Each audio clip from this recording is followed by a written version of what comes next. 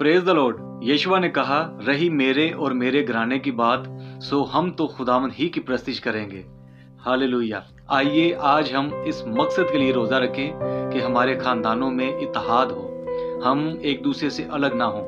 जब यीशुआ ने अपने ख़ानदान को इकट्ठा किया तो सब ने मिलकर अहद किया कि हम खुदा ही की प्रस्तिश करेंगे, हमेशा उसी के नाम को इज़्ज़त व जलाल देंगे। जब हम 2 या 4 इकट्ठे हो जाते हैं किसी भी मकसद के लिए, किसी भी काम के लिए, तो फिर खुदा हमारे इत्तेहाद को देखकर हमें बरकत देता है, हमें हर वो मुश्किल काम में सरफराजी देता है जो हमें लगता है, लेकिन वो किसकी वजह से होता है? वो सिर्फ इत्तेहाद की वजह से होता है। अकेला शख्स कभी भी कुछ नहीं कर सकता।